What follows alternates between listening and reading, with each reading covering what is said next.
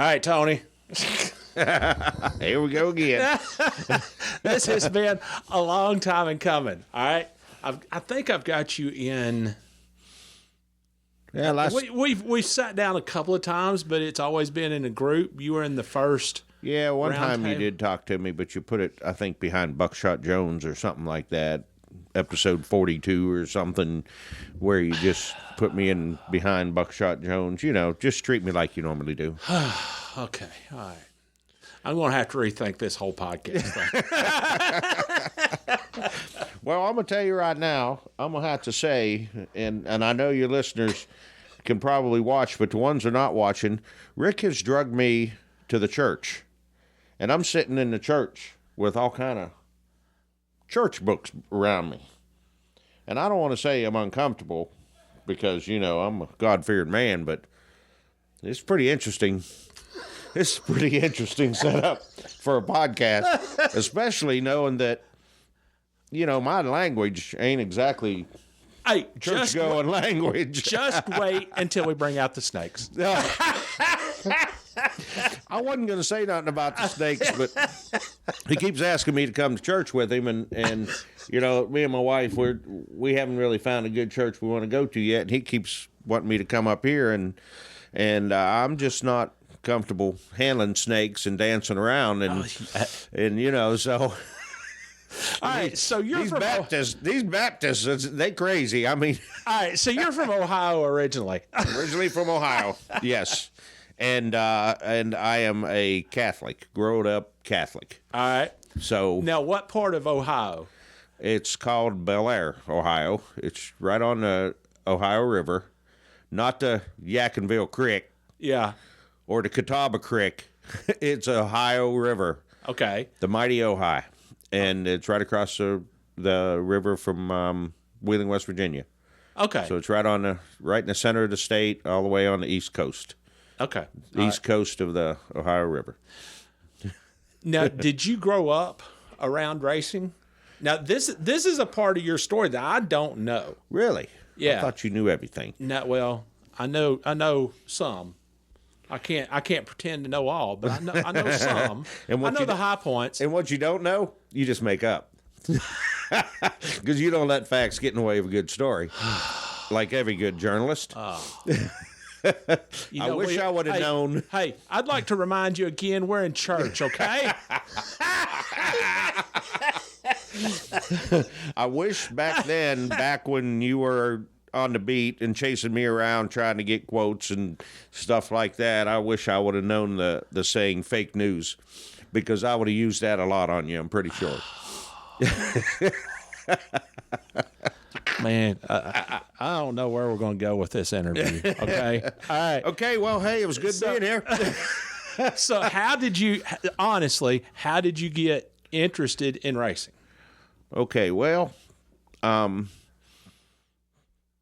guess, you know, I grew up working on stuff, you know, we grew up, I want to say a farm. I was going to say rural. We grew up rural. How you say that word? Rural. You grew up in the country. In the country.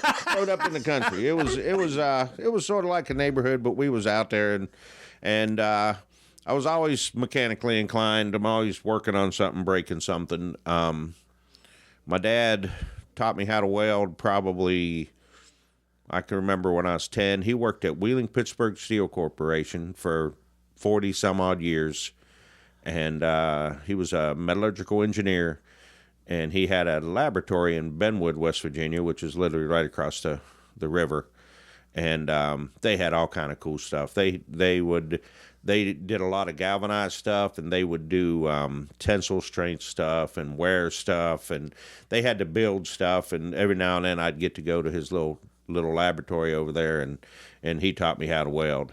And once he did that, I was like crazy. I had to have a welder and started gobbing stuff together.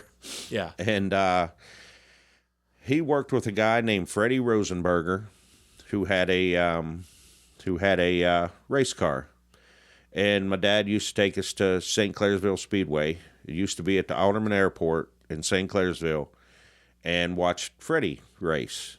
and demolition derby, stuff like that. And I would have to say that's when I got hooked. I thought this stuff was really cool. Yeah.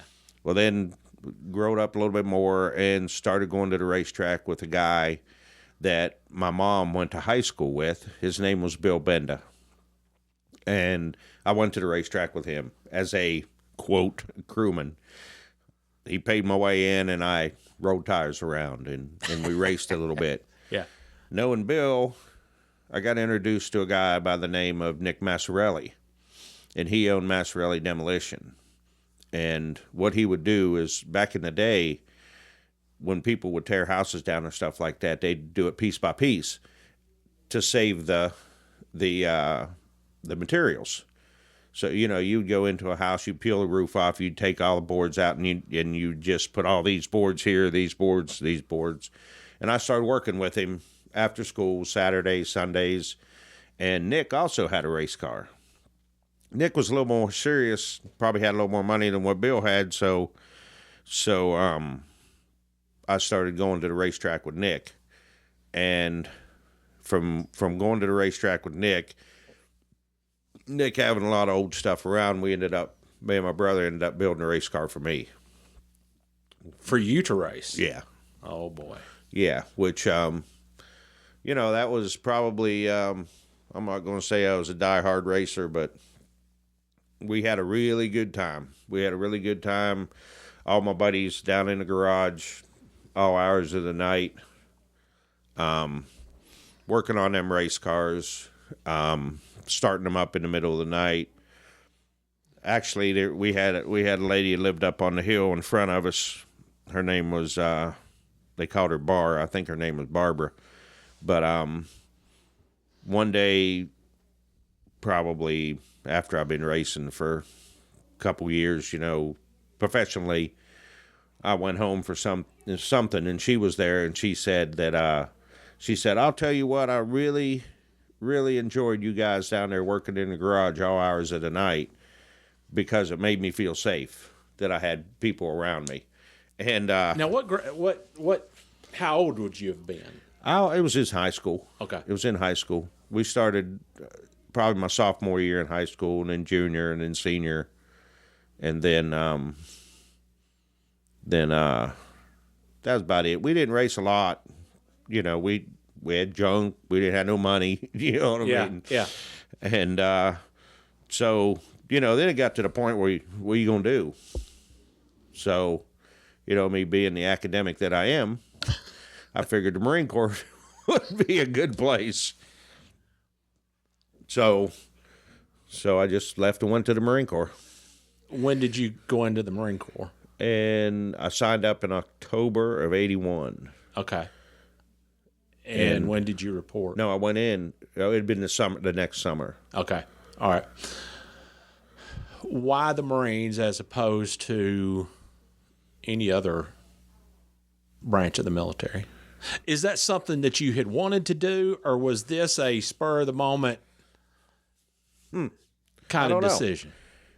I don't know. That's triggering some thought process there. I don't exactly know how that happened. I know that. A question of mine triggered a thought. Yes, it did. It's the first time you've ever thought about a question that I think you're right. I don't know. So you didn't necessarily grow up watching John Wayne and the Sands of Iwo Jima and all of that kind of thing. No, I was always interested in flying, and I always thought that I wanted to fly. Okay. But so I always think in the Air Force. I want to fly. But then again, you got to be a pretty good academic to be a pilot. I guess you got to go to college and all that stuff. So I said, well, I'll just go be a ground pounder in the Marine Corps, and so off I went. Where'd you do basic at? Parris Island. Okay. Where else is there? And don't even say that place out there in California. Because, they lay on the beach most of the day in boot camp, from what I understand. How many, honestly, I don't know the answer to this question. How many different recruit depots are there? Two. Okay. Two, Paris Island and San Diego. Okay. That's what I right was there at Camp Pendleton. Yeah. And they all have their, I mean, it's still, you're still making Marines, and we joke about it all the time. You're the Hollywood Marine or you're an island Marine. But in San Diego, they got a couple big old mountains that they go humping up and down. And in Paris Island, ours flat, but we got sand and sand fleas and swamps and, you know, stuff like that. So, you know, it's just an ongoing battle. All right, so I don't know how else to say this other than to say you, since I've known you, you've been pretty much a free spirit. You like to march to the beat of your own drummer, and I think even you would say that would be kind of halfway sort of correct or truthful. I don't think I'm stretching it. You're not stretching it. I think that I would just never take anything at face value. You always had to question it. Aha. You know what I mean? You always want to say, you know, you always want to question, why are we doing it like that? How come, you know, why is this the way to do it? Now, don't get me wrong. When you're in the Marine Corps, you just shut up and go. You know what I mean? Okay, all right. Well, that's an even better lead in. You like to question everything. Once you got to basic training and you like to question everything, how long did it take for that to get, for lack of a better way of putting it, how long did it take for that to get beat out of you? Well, I don't think that being that young that I was quite as vocal maybe as I am now in my older age. You know what I mean? But no, I loved the Marine Corps. The Marine Corps turned out to be easy for me because they tell you when to get up, they tell you what to do, they tell you when to eat, and they tell you when to go to sleep. And if you can just fall into that and do what they want, and it's not that difficult, you know. You know, I like the military, everything squared, you know, it's everything squared away, everything straightforward. There's no extra words. You know what I mean? Yeah. You need to go do this, and then they walk off, and you got to go do that. There ain't no how, why, this needs to be done. And in the Marine Corps, it could be going to the rifle range, it could be cleaning your weapons, or a lot of Marines will relate to this. It could be sweeping the sidewalk or mopping the rain. You know what I mean? I mean, yeah. It's, you know, and I sort of like that. I sort of fell into that. That sort of fit my personality. And it teaches you leadership. It teaches you probably more of taking care of your people. Because if you don't got your people, you can't do nothing. You know, you got to have a force, and you got to take care of them people. And which means you need to make sure they get up. You need to make sure they're eating, make sure they're getting chow, making sure they're got all the tools and everything necessary to complete their job, which sort of relates to racing. You know, you get your people, you ain't got to tell them when to eat, but you got to, you know, get them here. This is what we got to do. Here's your tools to do it with. This is our goal. Let's get after it. So it was actually a pretty positive experience. So you went in summer of 82? Yeah. All right. And I know, well, you've told me in the past that you did get deployed overseas. Been to 14 different countries. And I can promise you this, and let me just say this on the record, that anybody who wants to go to any of these 14 different countries, or for that matter, any country, and compare it to the United States, just go ahead and do that and tell me what you think. Because, I mean, simple stuff. Norway, they don't have toilet seats. They just have 2 pieces of porcelain on your toilet. Japan, they got a hole. You know what I mean? There's some of these countries that don't have toilet paper. Don't have toilet paper. You cannot, in our briefings, you cannot reach your right hand out to these type of people because that's the hand they use to wipe their butt. I mean, it's just a different culture. And what that did for me was realize that the United States is where I want to be. This is the best country, and this is where I want to be because, I mean, it's just ugly and different. I mean, go to Switzerland, it's beautiful. Norway was beautiful, but it's not the United States. You know what I mean? You would get out on the ocean, you go across the ocean. We went to Spain, and you know, you go through the Gibraltar Straits, and on one side it's desolate, nothing, third world, you know, and then you got Spain. We went to Italy, we went to Haifa, Israel, Turkey, and none of them places to me were as good as where we're at right now. What division were you in? Division? Marine Corps don't have divisions, Rick. You didn't do your homework. I was stationed in Camp Lejeune. Okay. Camp Lejeune is where the 2nd Marine Division is. Well, what? I just asked you what division you were in. We weren't in divisions. The Marine Corps doesn't have divisions. I was in the 2nd division. Okay, 2nd Division. Come on. Then you got another division in Okinawa, and then you got a division on the West Coast. That sounds like there's an awful only lot of 3 divisions. In the 4th Division, it would be yeah. Shut up. Can we turn that off so I can cuss him? Daggum church.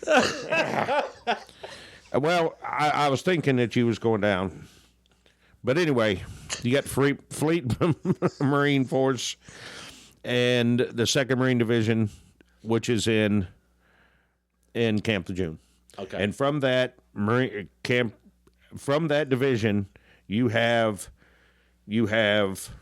all your support, and all the Marine Corps does is support the grunts. That's their whole job. No matter what's going on that base, it all funnels down to the fighting force of the grunts. I was really hoping you were going to say that the job of a Marine Corps is to support the Army. That's not the case. The Army can support themselves. Why you got to bring the Army up? But anyway, so yeah, so you would have a MAU, which is a Marine Amphibious unit that would get on ships, usually 4 ships. You had the lead ship. In our case, it was the Iwo Jima, which looked like an aircraft carrier, but a whole lot smaller. It had Harriers on it, which are vertical lift aircraft, and it had the helicopters on it.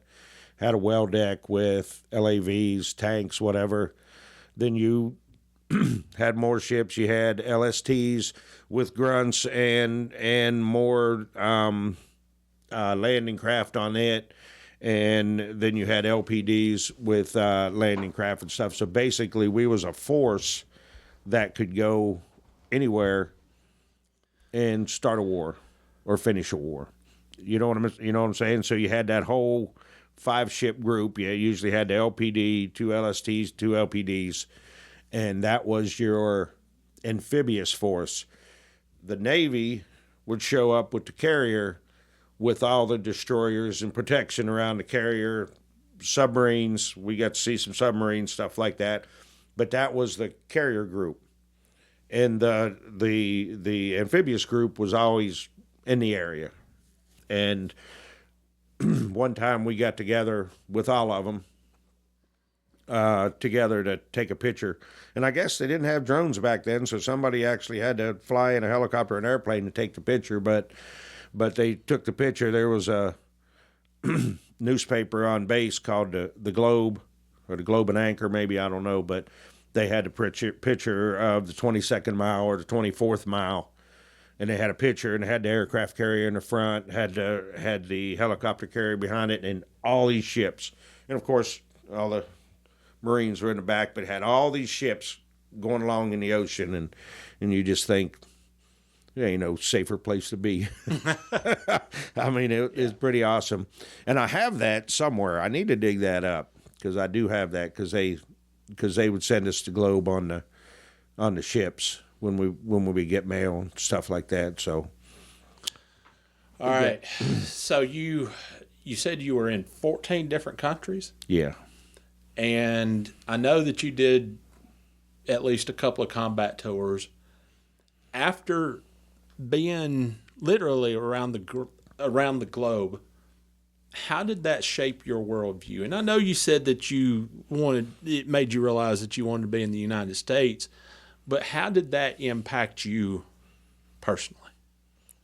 Personally, I would have to say that personally, it made me think that, and sitting in church, I believe in God, but I don't believe in religion. Now, I know that sounds weird, but every religion has its whatever. And we joked about there are people that believe that if you handle snakes, that's your religion. That's what they're doing to get closer to God. There's other religions that believe that they're the only people that should be on the earth and everybody else should die. You understand what I'm saying? Mm-hmm. So it made me real hardened to the religion part. And you sit and you watch and way back in the day, me and Brad Parrott used to go to, what was that place called in Fort Mill with Jim Baker? Heritage USA? Yeah. They had a big water park there. And me and Brad go down there for something to do. And it was sort of cool. I mean, it was pretty cool. But then you see what happens. And then you could list, probably better than I could, the names of all this stuff that goes on, the Jimmy Swaggart stuff and all that stuff. It gives me a view where I don't believe that you should get ahead or you should be all out for your religion because you got to question what you're doing. Do you understand what I'm saying? Oh, I know exactly what you're saying. And that's why that really hardened me to that, because we were around people that would just rather kill you because that's what their religion tells you to do. And after having required reading of the Quran, it's really interesting to see what these people actually think. I think that just in my circle, in my people, you know what I mean? I'm good doing what I'm doing. Out there in the country in Moxville, you've been to my house. Yeah. Don't get too bothered, you know, and don't have to. I mean, I pick my circle, you know, and good, bad, or indifferent, you know, that circle also don't have a lot of Christian type people, which I want to call Bible thumpers, because I even had a few instances with Bible thumpers in racing, and they're the ones that backstabbed and screwed me over the worst that I can remember. And I'm not going to mention no names, but I had an engine builder, Bible thumper, would give me books. When you open it up, it had the cassette tapes. You need to listen to this stuff. And I did. Yeah. I gave him the benefit of the doubt. But I also went through my invoices and found out that he was charging me like $75,000, charging the team $75,000 for rebuilds on engines that we didn't even run.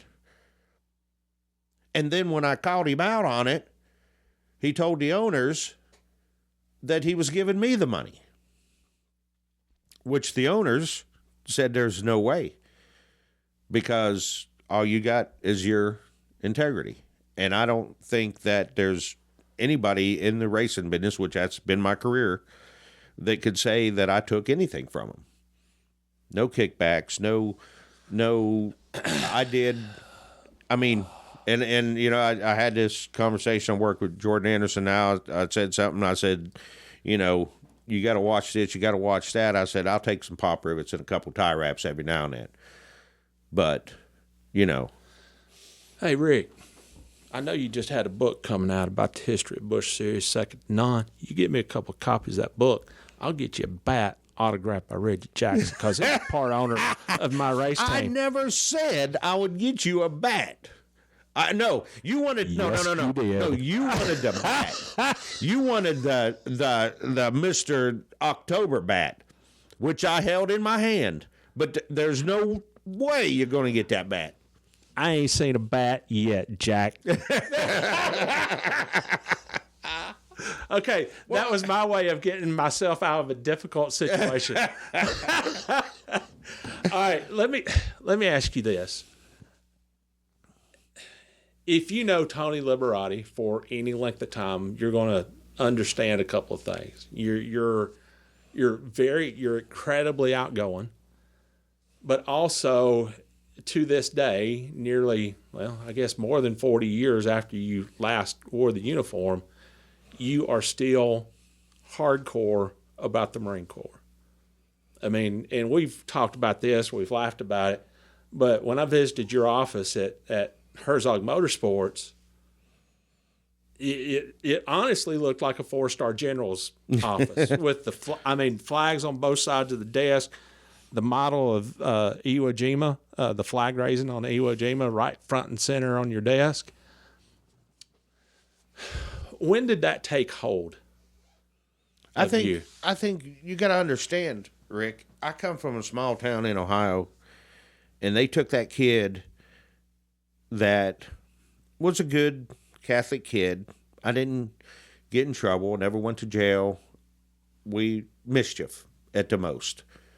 Never had any issues that were big. And they took that kid and shaped him into, you don't join the Marines, you become a Marine. And one thing that they always said, that I always tell kids that want to go in, the change is forever. They take you, beat you down, and then they start instilling their values, and they change people's outlook on life and their self and how they treat other people, and like I said, you'll have bad eggs, you'll have people that you can't do nothing with, but I just felt like that fit me, you know, to be a patriot. You know, now with all the stuff that's going on now, everybody, I'm a patriot, you know what I mean? And people with We the People stickers, you know what I mean? I'd like to just stop them and say, where does We the People, where is that wrote down? What does that mean to you? You know what I'm saying? But because it's starting to get into where it's like I'd say a fad or something like that. But I just always felt like that was my direction to go, is to be the best I could be with what I have in front of me. And in the Marine Corps, you know, do more with less, you know what I mean? And just have that sense of discipline that when nobody's watching, you still got that discipline. Now, you did 1 4-year hitch. How many? It ended up being 6 years. Okay. I had went through a program to try to go to be a helicopter pilot. And, did you really? And I, back then it was called MESEP. Yeah. An enlisted commissioning program. The Navy got, it's called Seaman to Admiral or something like that, silver to gold or something. I don't know, but it was something. I had to do a whole board, papers, pictures, all kind of stuff like that, and I was going to go do that. That's what I wanted to do. To this day, that's what I wanted to do. Yeah. And well, basically, after you got to go to these boards, and boards are just like, this could be a board. You know what I mean? To get it, you ask me a bunch of questions. If I answer them right, I get promoted. That's what they call a board. So you go to all these boards. People ask you questions, do all this. You square it away. You do this. What's your test score here? What's your test score there? Blah blah blah blah blah. I got all the way through it all the way up to where they're saying, okay, we're probably going to do this, but you need to sign up for 6 more years. Once you come out of flight school, I guess now you got to sign up for like 10 years because we just taught you how to fly. You know what I mean? So, and I was good with that. But when you do it, they list everything out, but and it's the way they do it. Now it's probably different, but the way they did it way back then was, complete this. Okay, here's your next step. But you're signing up for this, Part A. Part D is flying helicopters. Part A is your first step, then Part B, then Part C. Well, I was, in my mind, not trusting the Marine Corps. I didn't want to sign up because it didn't say I was going to go to flight school. It said I was going to go to OCS. You know what I'm saying? And then from there, you go to the next selection. You understand what I'm saying? It didn't say that, and that scared me to death because I didn't want to sign up originally for 6 more years and be a cannon cocker. You know what I mean? Nothing against artillery. Everybody needs artillery, but or supply. I didn't want to be a supply officer. I wanted to fly helicopters, but it didn't say that. And when I signed, it didn't guarantee that. So basically, you wanted to step out of your foxhole and into the cockpit of a helicopter. Is that pretty much? Pretty much. So, and I promise you, it's one of my. I mean, it's hard to say, but it's one of my worst decisions I ever made because I should have trusted the Marine Corps and I didn't. And it's funny how it worked out because when that was over, I had like 6 months left, and my company commander, platoon sergeant, they were mad at me. They were mad because it's sort of a big deal. So they made me barracks police sergeant. Now in the Marine Corps, you can say, "Oh, police sergeant, that's pretty cool." Well, no, police means clean up. So I was in charge of a floor of a barracks, would be like one floor of a hotel with Marines in it, 3 to a room. And I had to make sure that their laundry got taken to base laundry in great big bags. I had to make sure that everything worked, doorknobs. Check people in, check people out, that kind of stuff. And it was miserable, but I knew, it is what it is. Now, but where were you at that time? Camp Lejeune. Lejeune. I was in Lejeune the whole time. Also drank the water. I also drank the water at Camp Lejeune, so that might have me, a little crazy too. But in that time, and this is how the good Lord works, this is how I learned that when one door closes, one door opens. I didn't have nothing to do on the weekends. Like in the fleet, some jobs, you can have weeks. Some you don't even know what day of the week it is. And so I'd work Monday through Friday, and Saturday and Sunday I didn't have to do nothing. We got a 96, which is 96 hours, which 4-day weekend. We decided we're going to go, me and another guy are going to go to Daytona. In the back of a pickup truck, we're going to go to Daytona. The community that I lived in, one of the guys' uncles worked at Goodyear, and he said, "Hey, I can get you passes to Daytona 500." So, what year? 86? Somewhere 86, 87 maybe. I don't remember. You had a photo bio in the paper in 86. Was it 86? Yeah, I think it was 86. Let me see. I think so. Anyway, somehow or another, we got in the back of this pickup truck, and we rode from Camp Lejeune down to Daytona. Now, when we got there, the guy that took us down there was going to his house in Palm Coast. So he took us as far as Highway 1, which is where the Harley shop is now on Highway 1. It's north, and it's way north of the beach, about 12 miles to the beach, I guess. Went down, took the exit, went underneath, got back on the on-ramp, we jumped out. And now our luggage, because we're world travelers, was an Alice pack or pack with our socks and underwear in it. And we put our packs on, and from that exit, we walked to the beach. 12 miles. Which when we did it, we never even thought. We were in Florida. We thought this is cool. Middle of the night. We got there. Yeah, I believe it was the middle. It was dark, or it was getting dark. Walked down there past all them biker bars and walked out. This was awesome, seeing all this stuff. We didn't even realize that we were walking the whole way. But we did. All the way to the La Playa Best Western, which is on the north side of the beach, which is good. And slept on the floor of Uncle Barry's room, Barry Hoseoffel, and went to the racetrack. While I was at that La Playa, I went to the bar upstairs. They had one on the roof, and met Billy Wilburn. Really? Run into Billy Wilburn. I don't know how we got to talking, but we got to talking. So the next day, we go to the racetrack.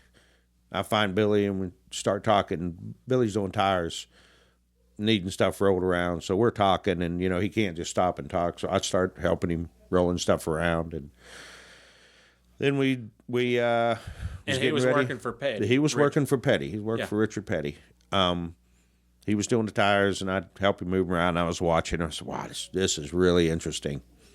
And so I helped do this, do that. Then the next morning, probably race morning, I come in and said, hey, you can do this, you can do that, or whatever. And this is when you set the pits up, when you made 100 trips, with the bottles in the cart, all the tires in the cart, everything, windshield on the fence. Yeah. And so basically, here I am, 20, 21-year-old, pretty in shape kind of guy, and started back and forth, and got to help. I thought that was the coolest thing, pulling that cart through. I mean, that was really cool, And he said, hey, if you let me know, come to a race. He gave me his phone number, no cell phones, at the time. I called him at home. He lived in Kernersville at the time. So with my, I don't want to call it demotion because I didn't get demoted, but with my schedule now, I could go to the races. So I could go to Rockingham, which was 2 hours from Camp Lejeune, Martinsville. So I started going to the races. And by the end of the year, I was pretty much working as a weekend help for Petty's. And that went into the next year. And as soon as I got out, I believe April of the next year, April 8th, I believe, I went straight to Wilbur's house. And then from there, here I am. Wow. All right. So what year did you get out of the Marines? 88. 88. I was done in 88. Okay. All right. So for, I guess, a year or two, you were doing the weekend warrior. Weekend thing, back and forth, yeah. That's why that very first picture, no hair, you know. Yeah. Wow. So would you have been with Richard when he had his big wreck at Daytona? I believe so, yes. Okay. Do you remember anything in particular about that? No. Biggest thing I remember about, like, one of the things that really stands out is when Bobby Allison tore the fence down in Talladega. Uh-huh. So I was in Talladega, and I had to get back, and that red flag really put a bind on things, and I ended up having to leave because they wasn't going to get it done in time for me. I believe it was like a 6 or 7 hour drive, I think, from Talladega over to Camp Lejeune, because still to this day, I don't think there's a big road that gets to Jacksonville. Yeah. You still got to take the back roads. I run into a lady in Walmart. She said she was going to Jacksonville, and I'm like, huh, why would you go to Jacksonville? And she said, do you know any good way to get there? I said, no.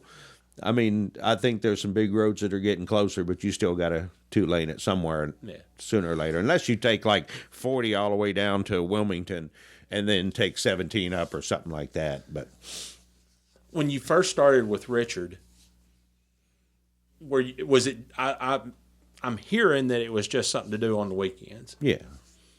At what point did you say, you know what, there might be something to this that I can latch onto and maybe make a career out of it? When did that happen? I never did. I was never like career.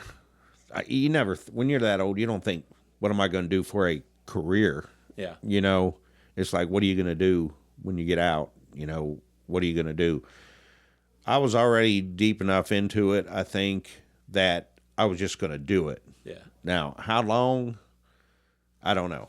But I was going to do it because, you know, from there, meeting some people, like I said, Brad, I met Brad. He was exact same age that I am, and he's doing it, making a living doing it. And, and Billy Wilburn, he had a good toehold in it. He was doing it. And, just talking to different people, and Terry and Jerry Wendell, whoever was friends with Bill or maybe with Brad, then they became my friends because we was always, hanging out together. Yeah. Never really heard anything back then of people wanting to get out. It's always people wanting to get in. Yeah. You understand what I'm saying? Yeah. It's a completely different. Once it gets in your blood, yeah, it's a hard habit to break. So I just basically, when I got out of Marine Corps, it's like, what are you going to do? Well, I moved to Concord and lived with me, Billy, and Brad had an apartment. Did you really? And stayed there until I could figure out what I'm going to do. How long did you stay with Richard? You've told me before that you roomed with. That was Dale? During that time, yeah. Yeah. Because sometimes I would come in on the weekends and just need a place to stay, and Dale would be like, "Come on with me," because he always had his own room. Yeah. I never realized the significance of that, or the significance of what Dale Inman did. Yeah. I never really got it. And it's funny because now, at this time right now, listening into podcasts, and listening to these people's history, people like Jimmy Fennig, people like that's done a lot of stuff that had nothing to do with NASCAR. It was really good at a lot of stuff before they come to NASCAR. Jimmy Fennig has not been on my podcast. You're saying that Really? you listen to other podcasts? I'm sure I do. What was that one guy's name? Junior something? Junior, I don't know, man. He really got it going on. Go Army. You started it. But I mean, even listening, Mark did a little deal where he just went year by year, and some of the stuff he did, yeah, I never realized it. And I was at Roush working with Wally Dallenbach with Mark there, and I never realized it. I never realized the scope till I sat back, because I was always, what do I got to do here to be good, to keep this job, because back in the day, you would work, and if there wasn't no HR, there wasn't, you pissed the crew chief off, he'd just run you off, and you know what I mean. You had to be on the ball, and it's really interesting. It's like Dale Inman and the stuff that he done, and he took me under his wing, and let me stay in his room, Yeah.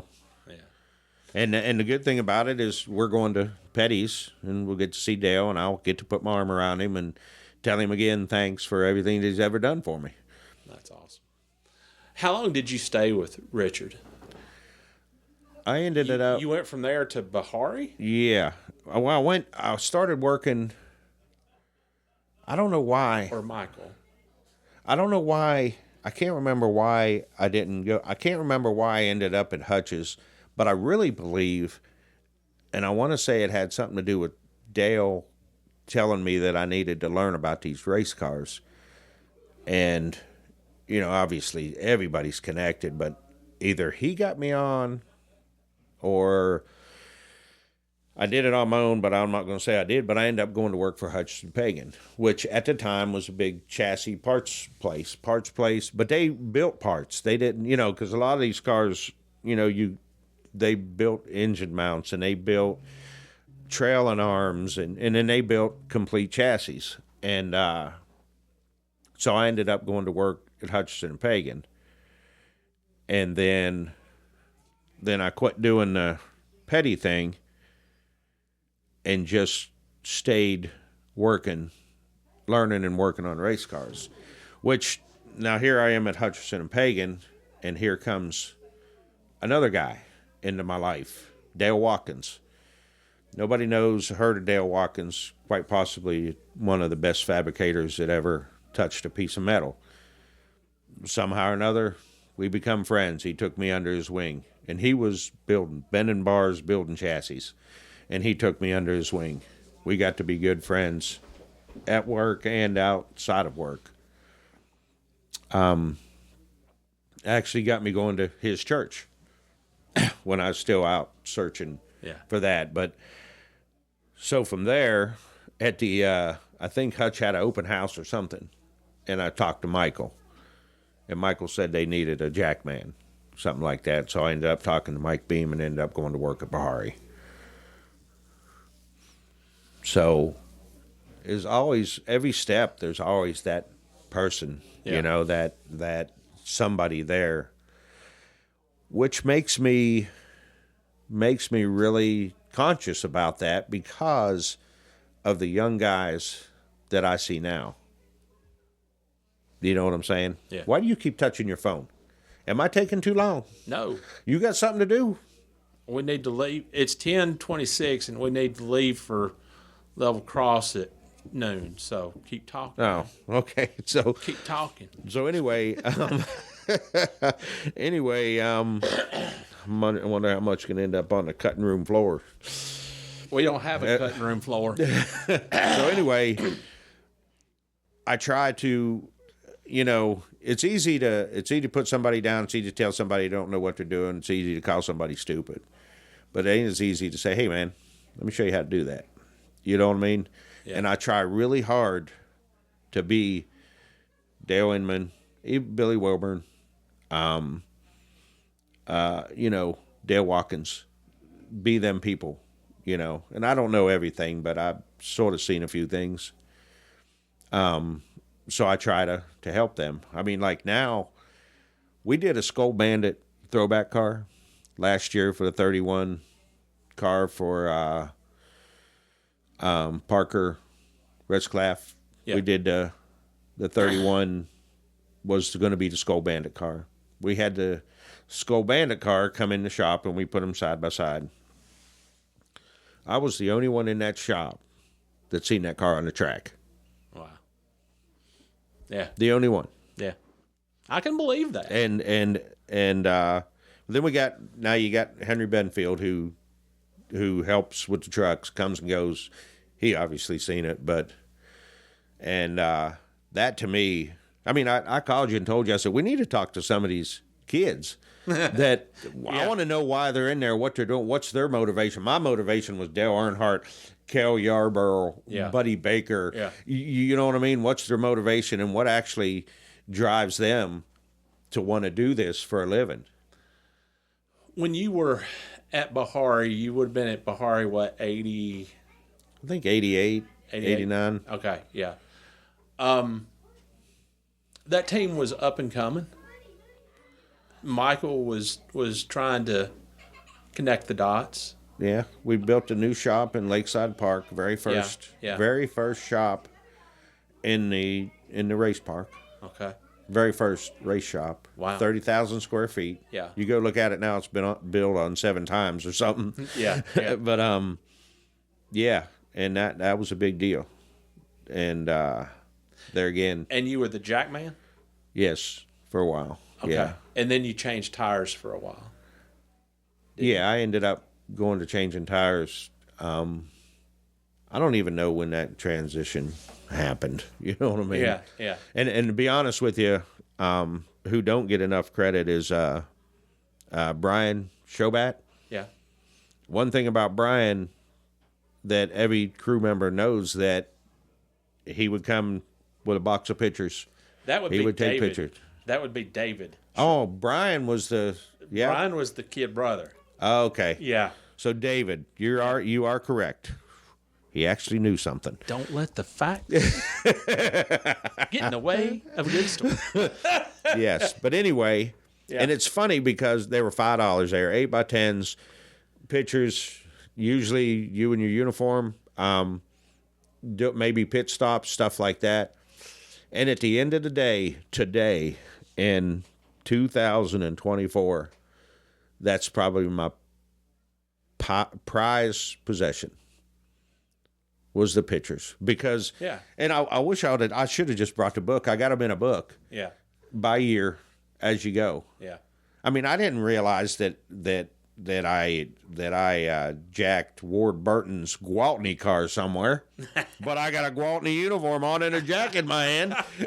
You know what I'm saying? I mean, because back then you used to go do the Bush deal, change tires, jack, whatever, and they give you a shirt. You'd wear the shirt, but yeah, it's amazing the pictures that I got in uniform, and be like, when did I do that? You know what I mean? It's really interesting. Were you with Michael when he had the big wreck at Bristol? That was Ronnie Silver's car, because that was the Bush deal. Okay, but yeah, we was there. We was on the front stretch, pitting it. That's all I was doing, pitting it. And that deal happened there. I just walked away. I don't know. I just walked away. Did you really? Yeah, too quiet. There's you just can't, there's a switch that I've learned to deal with. You know what I mean? And trust me, I've seen, God Almighty, I've seen a lot of them. I had to live through we both did. Yeah. Side by side. Yeah. You know what I mean? Yeah. The same thing. I just told the story the other day, watching Adam hit the wall. And there's that switch. You know, it's they come from the Marine Corps, I guess. It's okay. So that switch got flipped. I didn't want to know, didn't want to see. I don't want to say didn't care. But then he stood up in the middle of all of it. Yeah. And then it was good. Yeah. What do you remember about the next day? Because he ran the race the next day. No big deal. That's what happens. And if you remember back then, that's what happened. Them guys would get their head knocked off. Yeah. They wouldn't know their name and it'd be racing the next week. Yeah.